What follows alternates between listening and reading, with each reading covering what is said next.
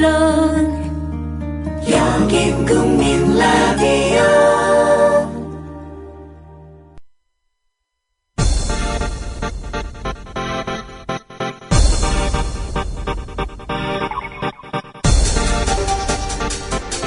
국민 라디오 아침 시사 프로그램 조상훈의 뉴스바.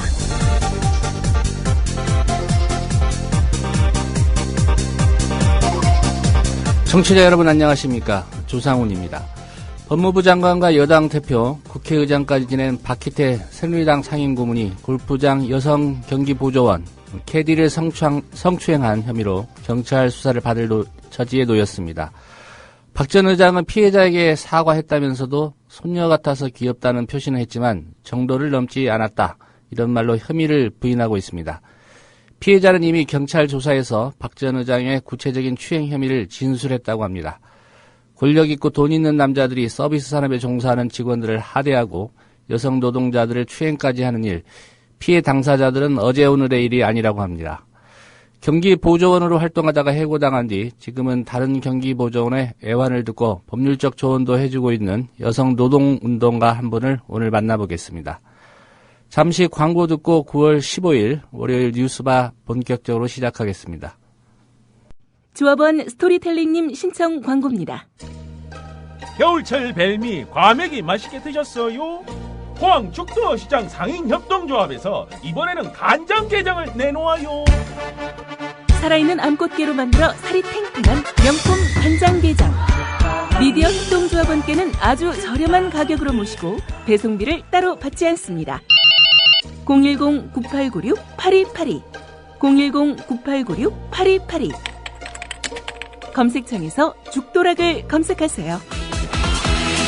밥도둑 망도둑 내 사랑 간장게장.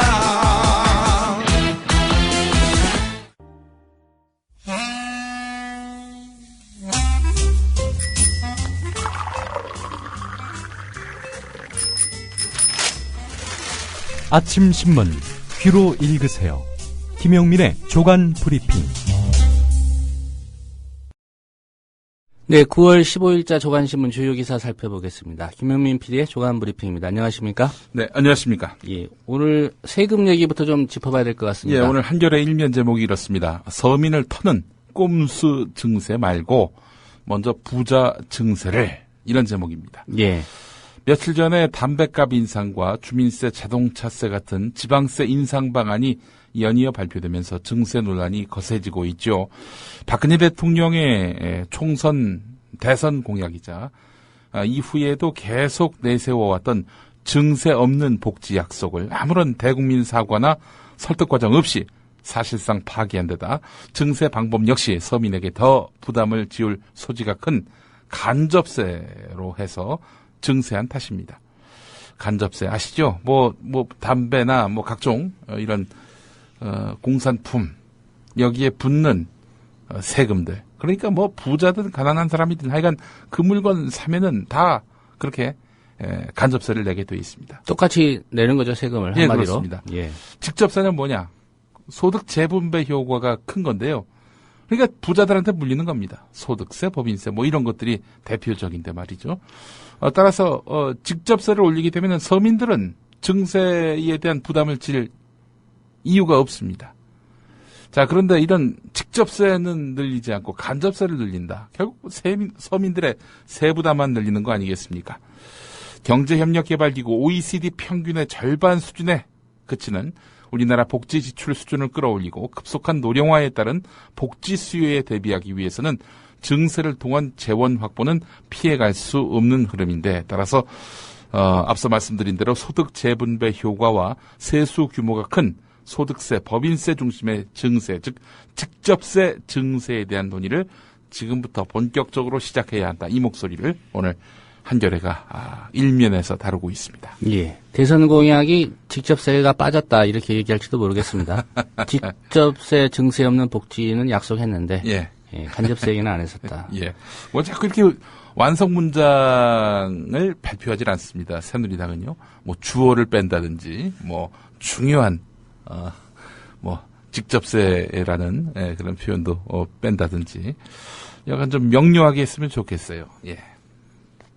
서울신문 일면 제목은 이렇습니다. 민심에 귀 닫은 무선거 증후군. 이게 뭐냐.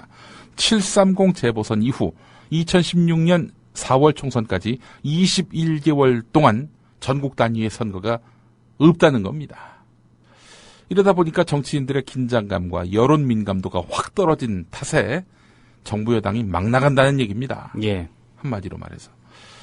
유례 없는 무선거 전국인 셈인데 정부 여당은 무선거 증후군 이런 식으로 나타내고 있습니다. 추석 이후 본격적으로 하루가 멀다 하고 담배값, 주민세, 자동차세 인상 같은 서민 증세 정책을 토해내고 있다는 겁니다. 서민 증세는 없다던 새누리당과 박근혜 대통령 입장 180도 뒤집혔다는 이야기는 방금 해드렸는데 자 이런 와중에 검찰이 대선 개입 혐의에 대해서 무죄를 선고받은 원세훈 전 국가정보원장에 대한 항소를 포기할지 이례적으로 저울질 중이라고 합니다. 뭐 결국에는 항소를 할 것이라고 저는 봅니다만은 이 통상 이렇게 자기들이 뭔가 죄가 있으니 벌을 주십사 하고 기소해서 재판정에 세우는 그런 당사자가 무죄로 이렇게 판결 났을 때는 뭐 판결문 받기도 전에 즉각 항소를 해왔던 검찰 아닙니까? 예. 근데 이번만큼은 항소할지 말지 저울질하고 있다는 겁니다. 서울신문은 선거가 있었다면 감행하기 힘들었을 언행과 판단들이다. 이렇게 평가하고 있습니다. 예. 한마디로 당분간은 유권자 눈치 볼 일이 없다는 거죠. 예, 그렇습니다. 예. 뭐 선거 때만 잘하면 된다. 선거 때만 되면은 우리를 살려달라. 혁신하겠다. 뭐 이러고요. 선거에서 이기면 그때 입시는 거죠. 뭐 늘 그래왔던 새누리당 아니었습니까? 예. 예. 속이는 정치권도 문제지만 속는 유권자들도 좀 반성을 해야 될 것 같습니다. 글쎄 말입니다. 다음 소식 보겠습니다. 경향신문 일면입니다. 박영선 비대위원장 원내대표 동시 사퇴할 듯 이런 제목입니다. 뭐 이 소식은 이미 뭐 구문일 텐데요. 이런 내용이 있습니다. 경향신문 기사예요. 박영선 위원장의 탈당설에 대해서 측근들은 가능성이 전혀 없지 않다고 전했다. 박영선 위원장은 어제 연수회동을 통해서 일부 의원들이 공개적으로 자신의 퇴진을 요구했다는 소식을 접하고는 나더러 나가라고 그러는데 내가 이 수모를 겪고 뭐하러 더 있느냐. 내가 나가야지. 라고 언급한 것으로 알려졌다. 예. 탈당하면 무소속이 되는 겁니까? 어느 당으로 간다는 얘기인가요? 뭐 어느 당으로 가지는 않겠죠. 원내대표까지 방금 지냈던 사람이. 글쎄요. 뭐 지금 당내 온건파로 이렇게 표현되는 조경태 의원. 온건파임에도 불구하고 탈당불사 발언을 요즘 쏟아내고 있지 않습니까? 예. 뭐 조경태 의원과 뭐 신당을 만든다는 이야기인지 뭐 현재로서는 불투명합니다. 예. 이런 가운데 세계일보 오면을 보니까 말이죠. 뉴스의 중심이 된 박영선 위원장, 이 박영선 위원장을 뒤쫓는 기자들, 이 기자들을 따돌리는 박영선 위원장, 둘 사이에 뭐 그야말로 추격전을 담은 기사입니다. 세계일보 오면에 나와 있는데요. 어제 저녁 8시 50분쯤에 승용차를 타고 서울 연희동 자택에 도착한 박영선 위원장. 대기하고 있던 취재진들이 달려들어서 탈당설 나오는데 탈당하실 겁니까? 뭐 이렇게 물어봤다고 합니다. 예. 그러자 황급히 차를 돌렸다고 하는데요. 좁은 골목길을 급히 나가려는 탓에 담벼락에 들이받는 경미한 사고도 냈다고 하는데 일부 기자가 차량으로 따라갔는데요. 박영선 위원장 차는 속도를 높여서 질주해서 결국 따돌렸습니다. 007 작전을 방불케 하는 취재진과의 숨바꼭질을 서슴지 않았다. 이런 이야기인데요. 박영선 위원장이 탄 차량은 뒤따라오는 취재진의 차량을 피해서 한때 차단기가 설치된 병원 주차장으로 진입하기도 했습니다. 연희 IC 방면으로 과속으로 빠져나가면서 신호를 무시하기도 했는데요. 자, 이런 가운데 박영선 위원장은 핵심 당직자나 원내 관계자에게 아무런 지시를 내리지 않아서 당내에서는 너무하다 이런 불만을 사고 있다고 합니다. 예. 이 신호 위반까지 했다는 건 좀 문제 아닌가요? 예. 예. 아니 뭐 또 기자들이 그렇게 달려들면은 얘기 못한다. 다음에 만나서 이야기하자. 이럴 수 있는 거 아닌가요? 예. 본인이 기자 출신이면 기자들의 뭐 생리나 이런 건 잘 알 텐데. 네. 예. 왜 달려드는지도 알 테고요. 그렇죠. 이런 것들을 또 적절하게 이용할 수 있다라는 이런 어떤 그 메커니즘에 대해서도 충분히 이해가 있을 텐데 말이죠. 예. 납득하기 힘듭니다. 경향신문 이면을 보겠습니다. 원세훈 재판부가 대법원 판례조차 무시했다는 내용입니다. 이게 뭐냐? 2011년 10월에 대법원이요, 수원환경운동연합 장동빈 사무국장을 재판정에 세워서 재판했는데, 그 이전 판례를 인용해서 이렇게 판결을 했습니다. 장동빈 사무국장은 4대강 사업 중단 운동을 펼쳐서 공직선거법 위반 혐의로 기소됐습니다. 4대강 사업 중단 캠페인을 벌이면서 사실상 선거에 영향을 미치려 했다. 이것이 바로 검찰의 기소 이유였는데요. 예. 대법원은 환경운동연합이 선거 전부터 반대해온 이런 4대강 정책이 선거 쟁점에 해당된다 하더라도 단체의 반대 활동이 전부 공직선거법에 의한 규제 대상이 되지는 않는다. 이렇게 밝혔습니다. 여기까지는 이범균 판사의 판결 취지와 같습니다. 자, 그런데 대법원은 환경운동연합이 기존에 행했던 활동의 연장선에서 이루어진 것이라 하더라도 그 활동이 선거에 영향을 미치게 할 목적 또는 선거운동을 위한 목적이 있다고 인정된다면은 공직선거법에 의해서 규제받아야 한다라고 밝혔습니다. 예. 당시 대법원이 문제 삼은 수원환경운동연합의 그 캠페인 손팻말 이런 것이었습니다. 투표를 던져서 4대강을 죽이는 악의 무리를 물리쳐라. 4대강 삽질을 막고 생명의 강을 구할 영웅, 바로 투표권을 가진 당신입니다. 6월 2일 당신의 힘을 보여주세요. 네, 이 손팻말이 유죄 판단의 근거라는 겁니다. 근데 이 손팻말에는요, 한나라당 혹은 민주당 뭐 그런 정파의 이름이 등장하지 않습니다. 뭐 당연히 특정 후보도 이름이 거론되지 않았고요. 자, 그런데도 이것이 바로 선거법 위반의 사례가 된다는 겁니다. 자, 그런데 국정원 직원들이 썼던 트윗 어떤 내용들입니까? 박근혜 후보를 지지하는 정도가 아니라 승리해야 된다, 이런 표현을 썼고요.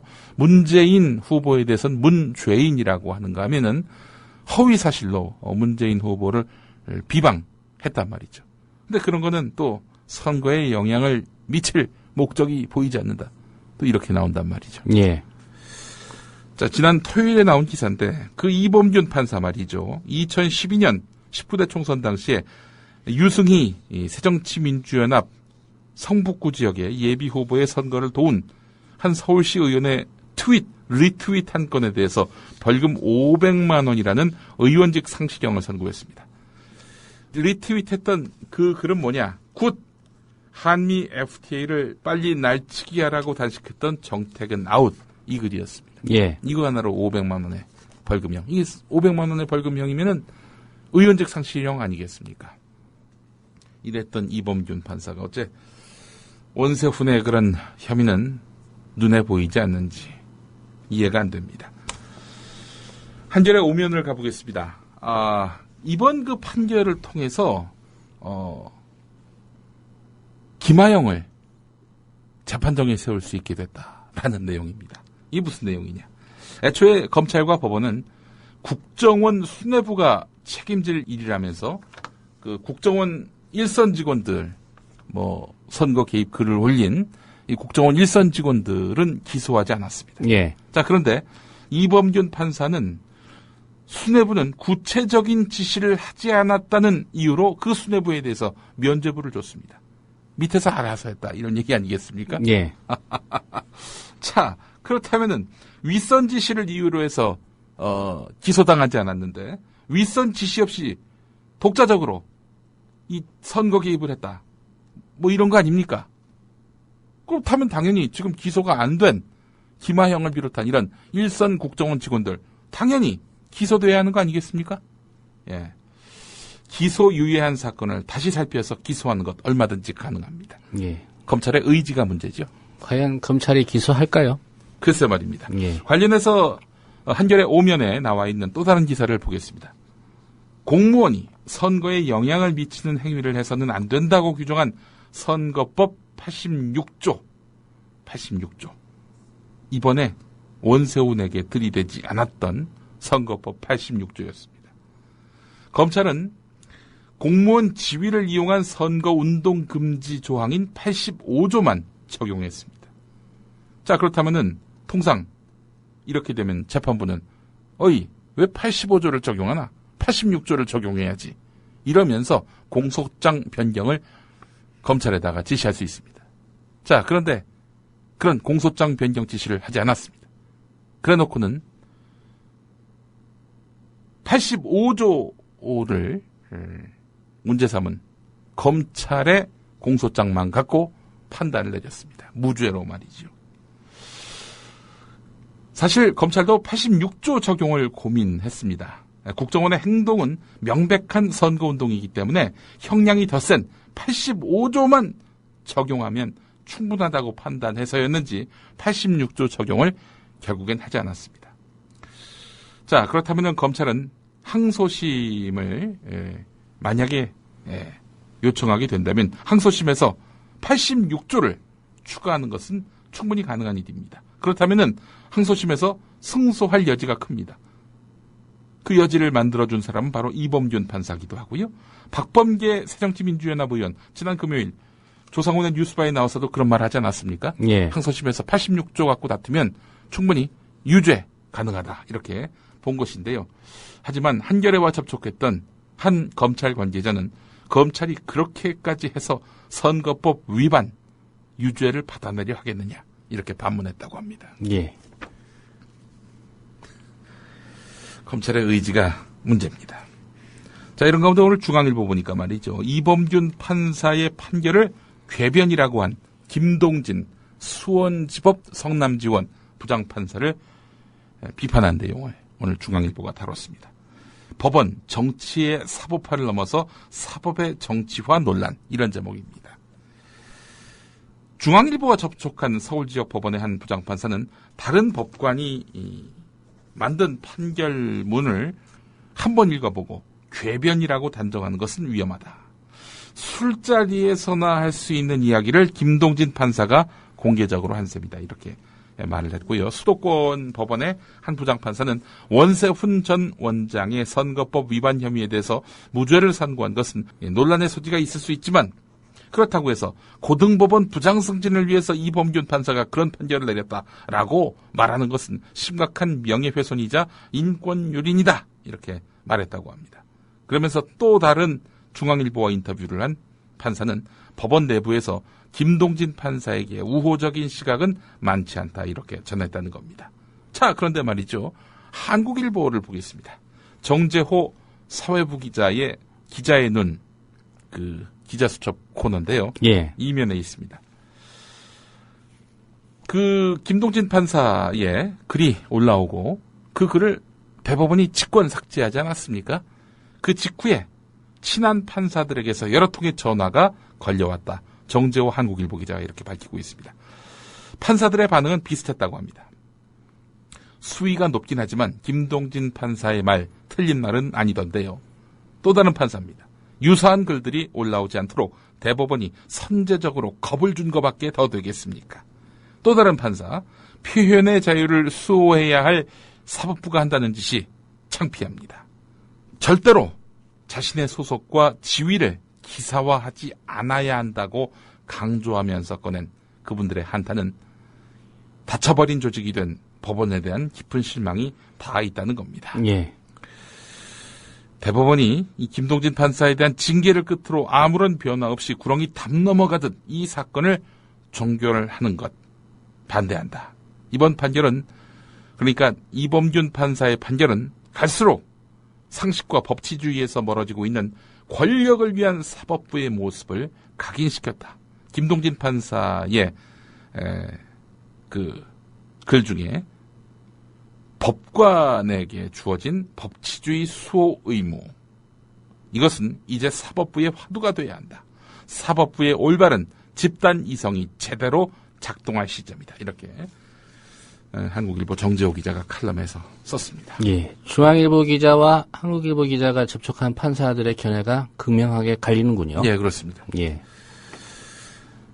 경향신문을 보니까 말이죠. 국제면에 민영화에 지친 스웨덴 다시 좌파를 선택했다는 내용이 있습니다. 스웨덴 총선이 실시됐는데 스웨덴이 자랑해온 복지국가 모델에서 이탈해서 자유시장 정책을 펼쳐온 중도 우파 연합이 8년 만에 좌파에게 정권을 내줄 가능성이 높아졌다는 겁니다. 스웨덴 국민들이 다시 왼쪽을 택한 것은 민영화 정책에 대한 반감 때문이라고 하는데 말이죠.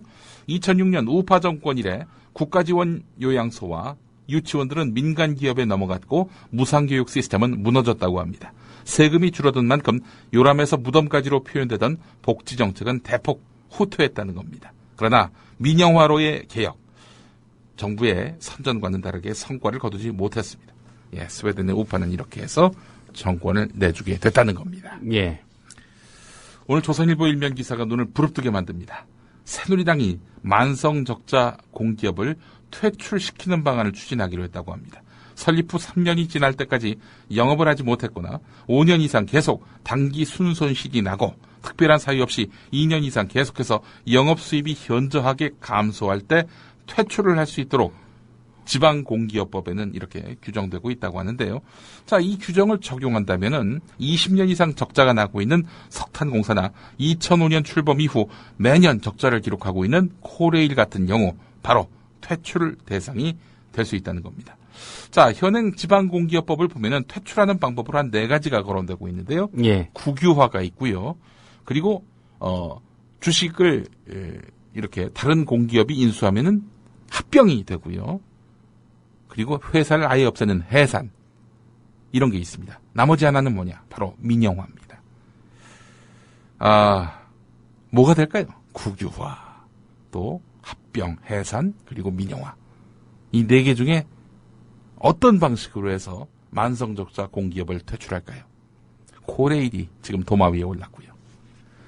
민영화로 가는 거죠. 뭐 누가 보더라도 말이죠. 말이 퇴출이지 민영화 하겠다는 그런 얘기로 좀 읽혀집니다. 네, 그렇습니다.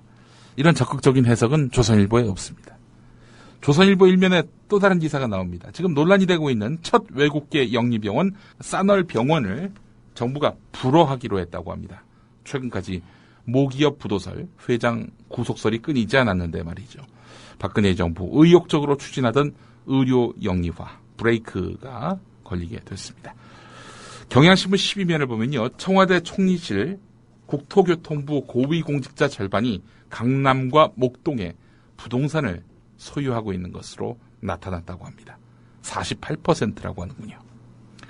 국민일보 9면을 보면은 이사철인데 집값이 들썩거리고 있다. 목동과 상계동 일대 강남 재건축 단지에서는 매물 부족 현상까지 나타났다. 팔라고 내놓은 물건이 없다는 겁니다. 앞서서 경향신문 기사 청와대 총리실 국토교통부 고위공직자 절반이 강남과 목동에 부동산을 소유하고 있다. 이 기사와 엮어서 보시면은 그 맥락이 이해가 되실 겁니다. 예. 네. 왜 정부가 이렇게 부동산 시장을 이른바 활성화한다고 나서는지에 대해서는 글쎄요. 이런 기사를 보면은 네.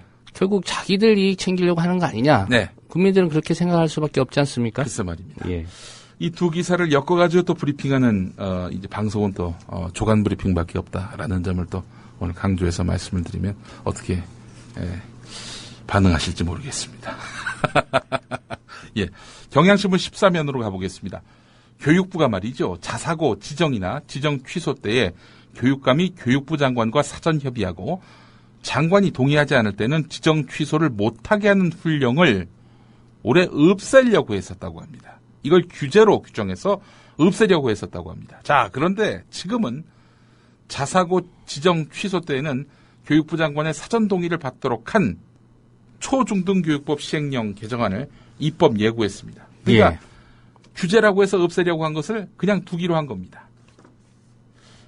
무슨 상황이 발생했길래 이렇게 정부가 180도 입장을 바꿨을까요? 자사고 정책에 반대하는 진보 교육감이 무더기 당선된 점 말고는 없습니다. 예. 규제는 암덩어리다 이렇게 표현해서 규제 완화하겠다는 게 박근혜 정부의 입장인데. 네. 예. 그때 다르군요. 네, 상황마다. 예. 국민일보 13면을 보니까 문용린 전 서울시 교육감이 선거 운동할 때, 그러니까 5월 27일과 5월 30일 강남역과 광화문 광장에서 열린 유세 행사 때 교육장, 교장, 교사를 동원했다는 의혹이 제기됐었죠. 당시 조간 브리핑을 통해서도 소개를 해드렸는데 이에 대해서 경찰이 수사에 착수한 것으로 확인됐다는 그런 내용이 오늘 실렸습니다. 얼마 전에 MBC가 명백한 불법임에도 불구하고 14개나 되는 천막이 광화문 광장에 들어섰다. 이러면서 세월호 유족들을 비난하는 그런 내용의 집중 취재를 뉴스데스크를 통해서 보도하지 않았습니까? 예. 이에 대해서 세월호 참사 희생자, 실종자, 생존자 가족대책위원회가 반박을 했습니다. 알 권리 보장이나 공정 보도보다 정권 비호에 치중하는 것이 아니냐 이러면서 밝힌 반박은 뭐냐? 천막 설치는 서울시와 가족들 사이에 합의된 사항이라는 겁니다. 법적으로 문제가 안 된다는 거지요. MBC 집중 취재라면서 이 내용을 보도했는데 집중을 잘 안 한 것 같습니다. 예. 한국일보의 특전사가 이번에는 전기 고문을 했다는, 그러니까 후임 장교의 입술과 혀에 발전기를 갖다 댄 이런 엽기적인 사건이 있었다고 신면에서 소개를 했습니다. 오늘 여기까지 하겠습니다. 예. 김용민 PD의 조간 브리핑이었습니다. 잘 들었습니다. 예.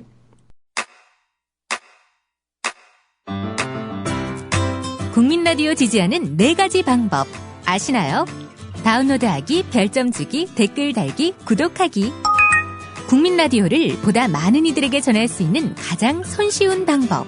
다운로드하기, 별점 주기, 댓글 달기, 구독하기. 잊지 마세요.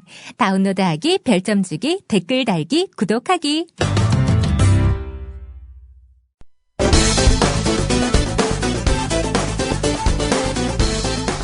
박영선 강하다고 합니다. 그러나 제가 그렇게 센 여자가 아닙니다. 저도 눈물 나는 거죠. 며칠 전 어린이날도 됐습니다. 너무 미안해서 곳에 다녀왔습니다. 구름 한 점 없었던 행복함의 하늘, 햇살, 그리고 옥빛바다 야속했습니다. 바람에 휘날리던 노란 리본에 쓰였던 사연, 지금도 눈에 선합니다. 한 번만 안아보자. 보고 싶다, 가요. 새정치민주연합 원내대표 선거에 출마해 정견을 발표하던 박영선 의원. 우리가 결코 잊어서는 안 되는 이 애절함. 이 애절함을 가슴에 묵어봐야 하는 사람, 바로 새정치민주연합이 지켜줘야 하는 국민들입니다. 세월호 참사에 대한 국정조사 대책위원회, 국회가 주도하는 것은 너무도 당연한 일입니다. 세월호 국회는 진상규명을 위한, 그리고 피해자를 위한 특별법 제정이 그 무엇보다도 제일 중요합니다. 미국에서 9.11 테러 당시에 범국민적으로 이루어졌던, 긴 시간 이루어졌던 조사위원회를 벤치마킹해야 합니다. 그래야 다시는 이런 일이 일어나지 않습니다. 그래야 올바른 대한민국을 만들 수 있습니다. 저는 2004년 1월 13일 대변인으로 정계에 임했습니다. 그해 4.15 총선에서 과반 의석을 넘었던 선거 승리 이후에 지난 10년간 우리는 제대로 선거에 승리하지 못했습니다. 선거에 속 시원히 이겨보자. 저는 물론 의원님 여러분들의 간절한 소망이 있습니다. 우리 앞에 놓여있는 육사 주범선, 낙동강 전투가 될 730 재보궐선거, 선거 승리는 절체절명의 과제입니다. 선거에 단 1%라도 도움이 되기 위해서 원내대표의 출사표를 던졌습니다. 지금 국민들은 묻고 있습니다. 새정치민주연합은 무엇을 위한 정당이냐고, 누구를 위한 정당이냐고 묻고 있습니다. 이제 우리가 응답해야 합니다. 제가 원내대표가 되면 이 물음에 확실한 답변을 하겠습니다. 새정치민주연합 비상대책위원장을 맡고 있는 박영선 원내대표가 당내 일각의 공개적인 퇴진 압박에 외부와의 연락을 끊은 채 자신의 거취를 놓고 고심을 거듭하고 있습니다. 박 원내대표 측 관계자는 일부 의원들이 사실상 탄핵을 하겠다고 나서는 상황에서 박 원내대표가 당에 남아서 무엇을 할 수 있겠느냐며 탈당까지 검토하고 있음을 시사했습니다. 실제로 박 원내대표는 자신과 가까운 의원들에게 쫓겨나느니 나가겠다는 취지의 발언을 하며 서운함을 토로한 것으로 전해졌습니다. 박영선 강하다고 합니다. 그러나 제가 그렇게 센 여자가 아닙니다. 저도 눈물 나는 여자입니다.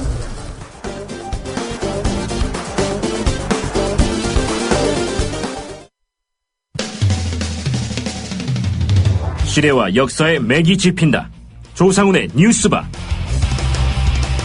현장에서 전해드리는 실시간 정치권 뉴스. 네, 정치권 소식 국회 출입하는 김효진 PD 연결해서 들어보겠습니다. 김효진 PD 안녕하십니까? 네, 김효진입니다. 예, 새정치민주연합 박영선 원내대표 오늘 월요일인데 당내 공식 일정을 아예 잡지를 않았다고요? 네, 그렇습니다. 이 새정치연합도 그렇고 새누리당도 그렇고 원래 거의 매일 아침 이 최고위원회의나 원내대책회의 같은 당내 회의 일정이 있습니다. 여기에 추가로 어떤 일정이 예정돼 있느냐가 보통 관심인데 오늘 박 위원장의 일정은 통상 업무라고 적혀 있습니다. 예. 통상 업무라는 거는 일정이 없다는 얘기입니다. 어제 당내 인사들로부터 퇴진 압박받고 또 탈당까지 언급한 것으로 알려진 박 위원장, 이 말 그대로 사면 초과에 놓인 이 박 위원장이 어떤 선택을 할지 관심이 모입니다. 예, 오늘 당이나 국회 쪽에는 나왔습니까? 뭐 기자들이 어제 같은 경우에는 행방을 알 수 없을 정도로 뭐 추격전도 벌이고 그랬다는데요. 네, 아직까지도 그런 상황이 이어지고 있습니다. 어제 밤에 자택 앞에 진을 친 기자들을 발견하고서 마치 이 007 작전 펼치듯이 거칠고 황급하게 차를 돌려서 달아났죠. 예. 이 과정에서 차가 벽에 살짝 들이받는 사고까지 있었다고 하는데 그런 걸로 봐서는 어떤 식으로든 마음을 정할 때까지 일단 모습을 드러내지 않을 것으로 보입니다. 당내에서 당직 자진 사퇴 요구가 늘어나고 있고 또 여당과 세월호 특별법 협상을 위해서라도 빠르게 거취를 결정해야 하는 만큼 박 위원장의 거취 문제는 이번 주에 분수령을 맞게 될 전망입니다. 예. 아울러서 박 위원장의 향후 거취는 당 의원총회에서 결정될 가능성이 높다는 전망이 나오고 있습니다. 새정치연합이 아직까지 의총 일정을 공식적으로 잡고 있지는 않지만 오늘 또는 내일 의총이 열리지 않겠느냐 이런 관측이 나오기도 합니다. 예. 박 위원장의 거취 문제뿐만이 아니라 국회 일정 협의를 놓고 여당과 정의와 국회의장의 압박이 높아지고 있는 만큼 이와 관련한 논의도 필요하기 때문입니다. 예. 이 박영선 위원장이 새정치민주연합 의총 시점까지 본인의 거취에 대한 입장을 밝히지 않을 경우에 네. 또 당이 어떻게 할 거냐 이것도 좀 관심인데 어떻게 전망하십니까? 만약 의총이 열리기 전까지 박 위원장이 거취를 정하지 않는다면 의총에서 이 문제를 두고 아마 경론이 오갈 가능성이 높습니다. 어제 노영민, 오영식, 최규성, 최재성, 유승희 의원 등 이 당 소속 15명 의원들이 긴급회의를 갖고 박 위원장의 자진 사퇴를 촉구하고 나서지 않았습니까? 예. 그러나 여전히 박 위원장한테 힘을 실어줘야 된다. 이런 의원들도 많이 있다고 합니다. 다만 박 위원장이 곧바로 당직에서 물러날 경우 당내 선출직이 아무도 없고요. 이로 인해서 당이 소용돌이에 빠질 가능성이 높은 만큼 박 위원장이 황급한 결정을 내리지는 않을 것이라는 관측이 높은 상황입니다. 당 일각에서는 만약 박 위원장이 이대로 당직에서 물러날 경우 이후 당직 인선은 정상적인 대표자 선출 과정이라기보다는 개파 간 다툼의 장이 될 것이라는 전망도 나옵니다. 예, 오늘 오전 MBC 라디오에 출연한 박지원 의원 같은 경우에 이번 주 안에는 결론을 내야 된다. 뭐 이런 네. 입장을 밝히더군요. 네. 예, 뭐 당이 분란에 빠질 수도 있다. 이런 전망 좀 전에 언급해 주셨는데 네. 박영선 위원장이 이대로 물러날 경우 새정치연합 뭐 어떤 방향이든 좀 파국으로 치달을 수도 있다. 이런 전망도 있지 않습니까? 그렇습니다. 일단 앞서 말씀드린 대로 만약 박 위원장이 동료 의원 집단으로부터 지금처럼 거세게 내몰린 상황에서 당직을 내려놓으면 이후 당직 인선 과정은 도저히 정상적일 수가 없습니다. 무엇보다 인선 과정을 컨트롤 타워가 없는 상황이 되기 때문입니다. 이렇게 되면 세월호 특별법 등 이 산적한 현안 앞에서 당을 이끌 사람들을 뽑는 인선이라기보다는 계파 갈등 등 이 당내 갖가지 정치적 역학 관계가 표출되는 매우 혼란스러운 인선 과정이 될 것이라는 얘기입니다. 예. 그리고 당의 원내 수장이 당 의원들로부터 이렇게 떠밀리고 압박받는 상황을 지켜본 마당에 선뜻 대표 자리에 도전할 사람이 있겠느냐, 이런 관측도 나옵니다. 또한 막상 대표 자리가 공석이 됐을 때 수많은 전국 현안, 특히 세월호 특별법 문제와 관련해서 뾰족한 대안을 내놓을 사람이 누가 있겠느냐는 우려도 있습니다. 예. 그렇지만 내년 1월 치르기로 한 전당대회 좀 앞당기자는 얘기도 슬슬 나오고 있는 것 같고요. 더불어서 차기 당권 경쟁에 관한 얘기도 좀 구체적으로 나오고 있는 그런 상황 아닌가요? 네, 박영선 위원장은 완전히 궁지에 몰렸는데, 이 정치라는 게 때로는 무척 좀 비인간적이고 또 다음 스텝으로의 전환이 무섭게 빠르기도 한 것 같습니다. 새정치연합의 현 상황이 딱 그렇습니다. 앞서서 박영선 이후 상황에 대한 난맥상을 언급한 바 있는데, 이런 맥락에서 이 당내 당권 경쟁에 불이 붙었다는 전망이 조심스럽게 흘러나오고 있습니다. 예. 물론 외면할 수 없는 문제이기도 합니다. 현재로서 가장 유력한 차기 당권 후보는 문재인 의원입니다. 결국 무산이 되긴 했지만 박 위원장의 이상돈, 안경환 비대위원장 카드를 내놓는 과정에서 매우 무게감 있게 의견을 구할 정도로 문 의원의 당내 입지는 확고하다는 평가입니다. 이 밖에 2008년에 대표를 지낸 바 있는 정세균 의원도 유력 당권 후보로 꾸준히 거명이 됩니다. 사선 중진 이 추미애 의원도 이미 출마를 결심하고 당내 새 결집 작업에 한창이라고 하고요. 예. 이 외부 인사 영입이 물 건너간 이 비대위원장 자리는 당내 중진이 맞지 않겠느냐는 전망이 우세합니다. 개파색이 비교적 옅은 원혜영, 유인태 의원 등이 거명되고 있습니다. 예. 김효진 PD가 보기에는 박영선 위원장이 실제로 탈당할 것 같습니까? 탈당까지는 하지 않을 것 같고, 예. 홧김에 나온 말이지 않을까, 그런 정도로 생각이 듭니다. 예, 분당 얘기를 하는데 분당이 되려면 최소한 몇십 명 따라 나가야 될 텐데 누가 그 정도 따라? 결집은 현실적으로 어렵지 않겠습니까? 예. 박영선 위원장이요. 조경태 의원 정도는 따라 나갈까요? 예, 황주홍 의원도 뭐 가능하지 않을까. 예. 생각해 봅니다. 국회 일정 얘기 좀 해보겠습니다. 뭐 새정치민주연합이 이런 상황이어서 이게 어떻게 될지는 모르겠습니다만은 뭐 국회 정상화라는 것 더 꼬일 수밖에 없는 그런 상황이죠. 그렇습니다. 지난주부터 정의화 국회의장이 여야 인사들과의 이 연석회의 등 의사일정 정상화를 위한 특히 비쟁점 법안 선제적 처리를 위한 행보를 이어가고 있는데 새정치연합이 지금과 같은 상황에 놓여버리니까 이 여당뿐만 아니라 국회의장 또한 일단 상황을 지켜보는 수밖에 없는 실정이 됐습니다. 더구나 정 의장이 이 여당 단독 본회의 개최에는 이미 선을 그은 상태고요. 정 의장도 일단 오늘까지는 여야의 내부 상황, 특히 새정치연합의 상황을 관망하면서 향후 대응 방안 등을 모색할 것으로 보입니다. 예. 당초 오늘로 예정됐던 여야 지도부와 의장단의 연석회의, 당연히 현재로서는 취소됐다 이렇게 보는 게 맞을 것 같습니다. 예. 뭐 새누리당 입장에서는 새정치민주연합 당신들 집안 단속부터 하고 우리와 협상에 나서라 이런 입장 가질 것 같은데 네. 새누리당의 행보는 좀 민첩해 보입니다. 네. 당내 보수혁신위원회 이르면 이번 주 중에 출범할 예정이라고요? 그렇습니다. 새누리당이 주요 정치적 분기점에 봉착할 때마다 꺼내온 카드입니다. 바로 내부 혁신기구 카드인데 이번에는 김무성 대표가 이 카드를 꺼내서 당내 개혁의 구심점 역할을 발판으로 이 입지 확대에 나서려는 모양새입니다. 예. 김무성 대표는 원래 진작에 혁신위를 꾸리려고 했는데 이 세월호 특별법 문제, 또 국회 의사일정 표류 문제 등등으로 타이밍을 잡지 못하고 있었습니다. 그러나 이제 더 미루기는 어렵다는 판단, 특히 새정치연합이 지금처럼 혼란스러운 와중에 혁신위를 띄우면 대중의 눈에 더 극명하게 대비될 수 있을 것이란 정치적 판단을 한 것으로 보입니다. 예. 이 당내 보수혁신위원회 위원장 네. 누가 맡느냐에 따라서 또 성과도 크게 달라질 것 같은데 네. 어떤 사람들이 후보로 거론되고 있습니까? 아무래도 이 당내 소장파 그룹이나 친박이 아닌 그러니까 비주류 진영 나아가 친이계 진영에 속한 사람들이 많이 거명됩니다. 예. 지난 총재선 과정에서 이따금씩 박근혜 대통령을 향해 쓴소리를 날리곤 했던 유승민 의원이 특히 유력하게 거명이 됩니다. 유승민 의원은 이미 당 사무총장으로도 거명이 됐었는데 본인이 고사한 것으로 알려져 있고요. 예. 또 소장파 맏형격으로 MB정부에서 문화체육관광부 장관을 지낸 사선 중진 이 친이계 정병국 의원도 거명되고 있고 지난 재보선에서 원내 복귀한 이 나경원 의원의 이름도 조금씩 거론이 됩니다. 예. 이 후보로 거론되는 사람들 그 하나하나 면면을 살펴보면 어딘지 모르게 좀 정치적 의미가 있다 이렇게 보여지는데 어떻게 분석들 하고 있습니까? 그렇습니다. 만약 현재 거명되는 인사들 중심으로 혁신위가 꾸려질 경우 새누리당 권력의 축은 매우 극명하게 친박에서 이 비박 내지는 반박 진영으로 옮겨져 갑니다. 예. 비박 비주류 당대표, 김무성 대표죠. 이런 당대표의 비박 중심 혁신위원회. 이 구성 자체가 여권의 권력 지향이 차기를 향해서 재편된다는 점을 보여주고 있는 것입니다.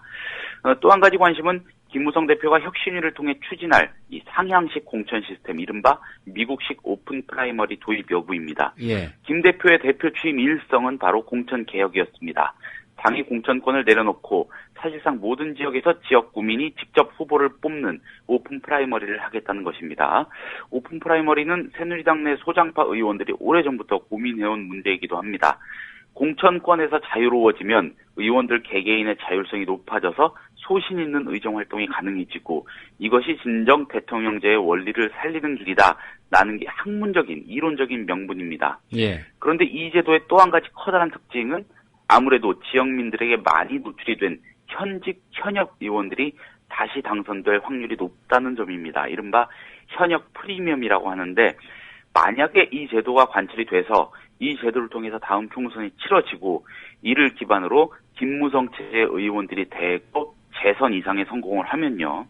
직후에 이어질 대선에서 김무성 대표의 입지가 상당히 높아질 수도 있습니다.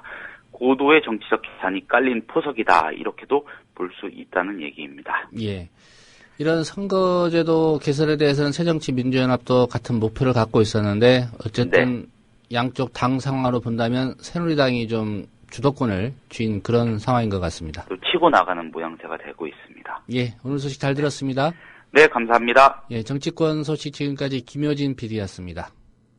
국민TV 뉴스K를 통해 1인 시위를 벌이세요. 뉴스K 방송 중 국민TV 스튜디오 시청 앞에서 손팻말 시위를 하실 의향이 있는 조합원 여러분이라면 누구나 가능합니다. 신청은 국민TV 대표 이메일 mediacoup12@gmail.com으로 성함, 연락처, 주장하고 싶은 내용을 알려주세요.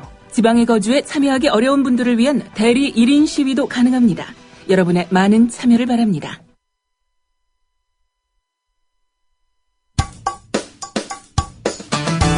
여러분께서는 지금 국민일보 해직기자 조상훈이 진행하는 국민라디오 아침 시사 프로그램 조상훈의 뉴스바를 듣고 계십니다. 전당대 돈봉투 사건으로 물의를 일으킨 바 있는 새누리당 상임고문인 박기태 전 국회의장이 이번에는 골프장 캐디를 성추행했다고 합니다. 이 캐디는 박 전 의장을 현재 경찰에 고소한 상태입니다. 경찰은 이미 피해자 진술을 들었고요. 조만간 박 전 의장을 불러서 조사할 예정이라고 합니다. 캐디, 따로 공식 명칭이 있습니다. 경기 보조원입니다. 노동자지만 노동자 신분을 제대로 인정받지 못하고 있는 상태고요. 법적 지위조차 없는 을 중의 을, 이런 평가를 받고 있습니다. 이 을들은 인권의 사각지대에도 놓여 있습니다. 성희롱 피해 사례만 절반을 훌쩍 넘는다는 그런 통계도 있고요. 골프장 경기보조원으로 일하다가 해고당했고 지금은 경기보조원을 위한 온라인 카페 활동을 주도하고 있는 김경숙 전국여성노조 자문위원 연결해서 박기태 전 국회의장 성추행 파문을 통해 경기보조원의 일상을 오늘 한번 살펴보도록 하겠습니다. 김경숙 위원님 나와 계십니까? 예, 안녕하세요. 김경숙입니다. 예. 경기보조원 생활하시다가 해고되신 걸로 알고 있습니다. 우선 어떤 일로 그런 상황을 맞이하게 되셨는지 좀 궁금해서 여쭤보겠습니다. 2008년 정권이 바뀌고 나서요. 88골프장 사장이 바뀌었어요. 88골프장이 이제 공공기관 보훈처 산업거라. 예, 그리고 이제 10일 후에 경기보조원 관리자도 바뀌고요. 예. 그리고 그 관리자가 너희들은 이 정권에서 싸워서 이길 수도 없다. 그 말을 계속 반복하면서 노조 와해 작업을 시작했어요. 예. 예, 그래서 뭐 사고가 나면 모든 걸 책임져라 하는 서명을 하라고 했고요. 그걸로 저희가 서명을 거부했고, 그로 인해서 58명의 조합원들이 해고가 됐어요. 예. 예, 저기 해고된 경기보존의 소송을, 법률적인 소송을 받고,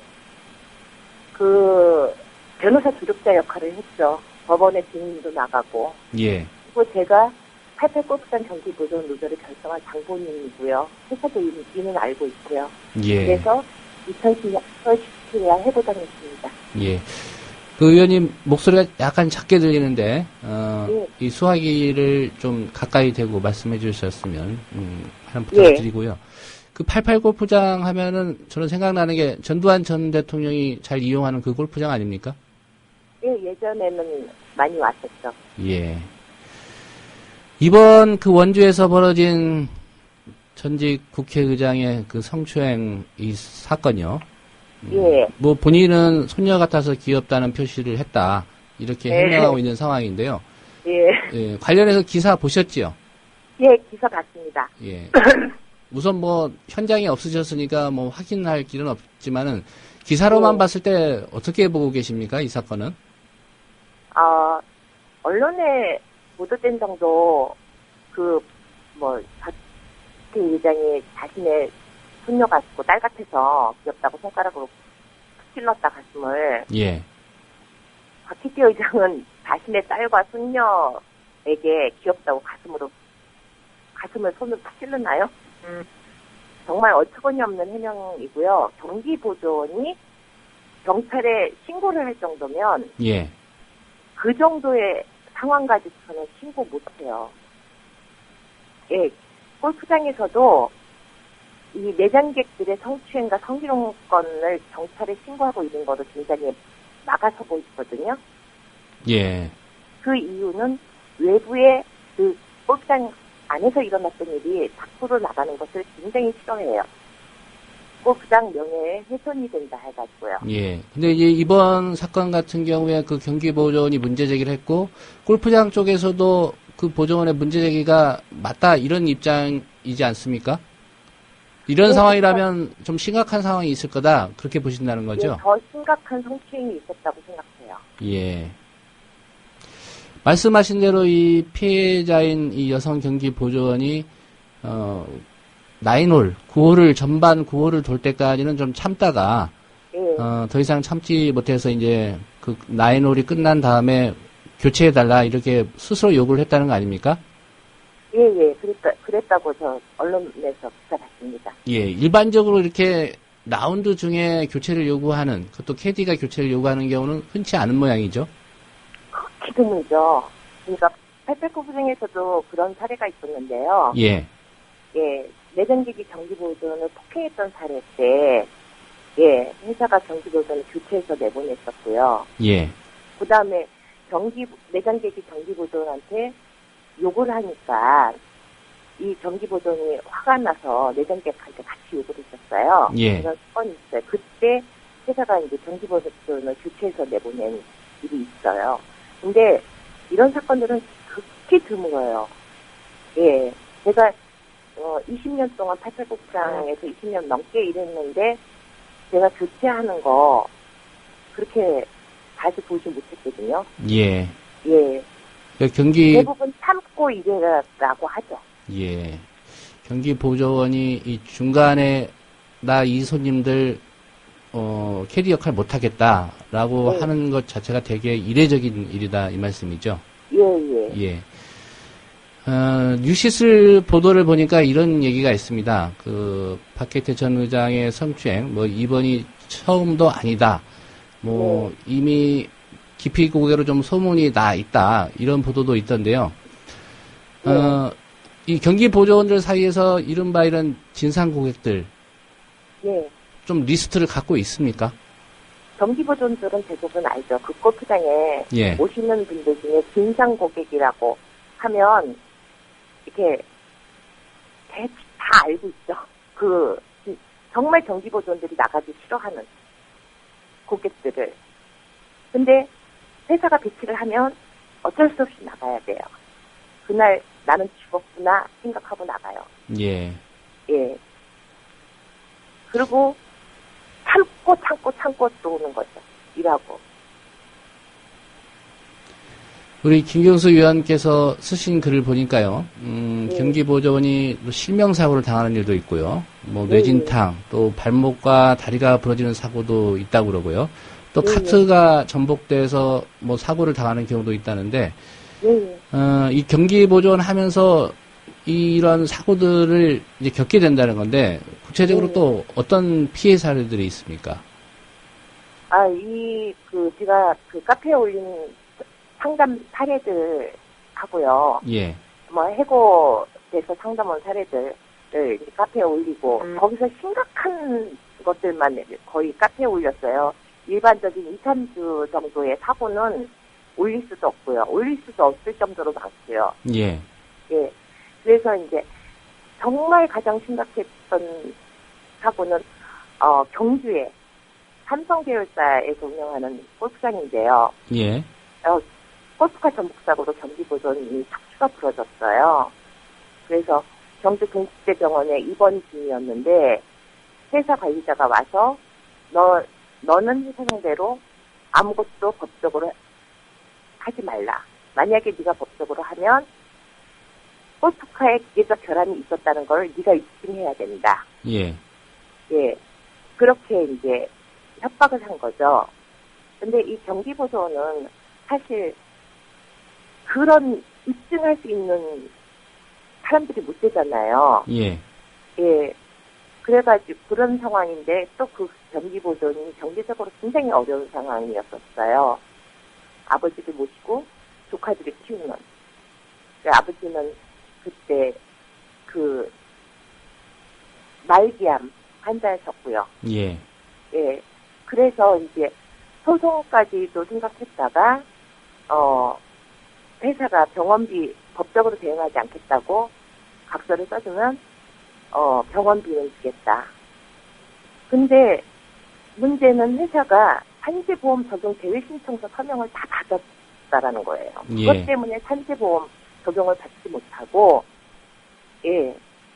나중에 그 경기보조원이 상담을 해오면서 정말 힘들게 고민하다가, 예, 병원에서, 회사 측에서 치료비만 대주는 걸로 합의하고, 예, 각서를 써줬다고 저한테 연락이 왔어요. 예. 그리고 그 병원에 입원해 있는 기간에 아버지가 돌아가셨어요. 이번 사고를 당한 경기보조원은 혹시 우리 김 의원님한테 어떤 도움을 요청하거나 상담을 해오지는 아직 않았습니까? 성추행 당한. 예.